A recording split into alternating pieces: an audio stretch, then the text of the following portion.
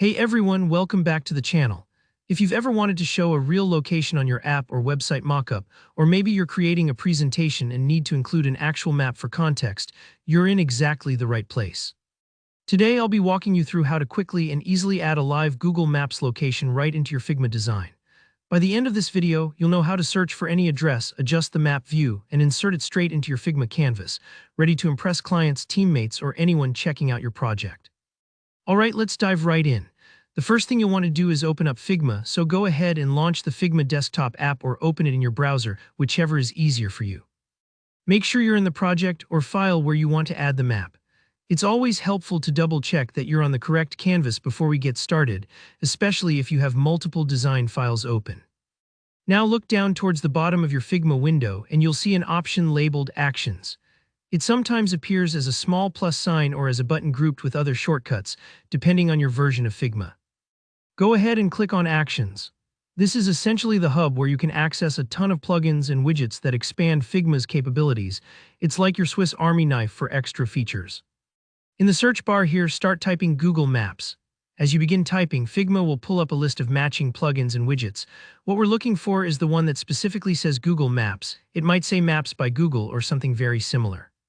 The goal here is to use an official or widely trusted plugin to ensure it works smoothly and you get accurate map data. It's sort of like choosing the right tool for a job. The more tried and true it is, the better your experience will be. Once you've found the Google Maps plugin, go ahead and open it. Sometimes, especially if it's your first time using the plugin, it may prompt you to grant permissions or authorize access. Don't worry, this is just standard practice as plugins need basic permissions to function properly. Give it a moment to load and you'll see the plugin interface pop up, typically as a sidebar or floating window inside your Figma workspace. Now here, where the magic happens, type the address you want to add into your design. This could be anything, maybe your office location, a client's store, or just a famous landmark for a mockup. Enter the address just as you would in Google Maps itself. Take a second to double-check the spelling or postal codes, because getting an accurate map depends on having the correct info here. If you're not sure, remember, you can always go to Maps Google.com, search there, and then copy-paste back into the plugin for extra certainty. Once you've entered your address, you'll probably see a default map view pop up. Here's a handy tip. Take a moment to zoom in or out so your map shows exactly what you want. Maybe you want the whole neighborhood or just the building in detail. Think of zooming like framing a photo. What you decide to show will affect how useful or clear the map is for your viewers. Use the navigation tools until you're happy with how it looks. Don't worry if it takes a couple of tries. The plugin updates in real time so you can tweak until it's just right. When you're satisfied with the view, simply click Insert Map. Give it a second, depending on your internet speed or the complexity of the map. It might take a moment to appear on your Figma canvas. And just like that, you'll see a live Google Maps snapshot dropped right into your design.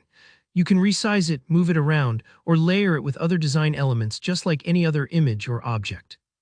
And that's really all there is to it. You've successfully embedded a Google Maps location into your Figma file, making your design instantly more informative and professional. If you found this walkthrough helpful, please hit that like button. It really helps out the channel. If you have any questions or you run into any hiccups along the way, just drop a comment below. I always check them and I'm happy to help. And don't forget to subscribe for more practical Figma tutorials and design tips every week. Thanks so much for watching and happy designing.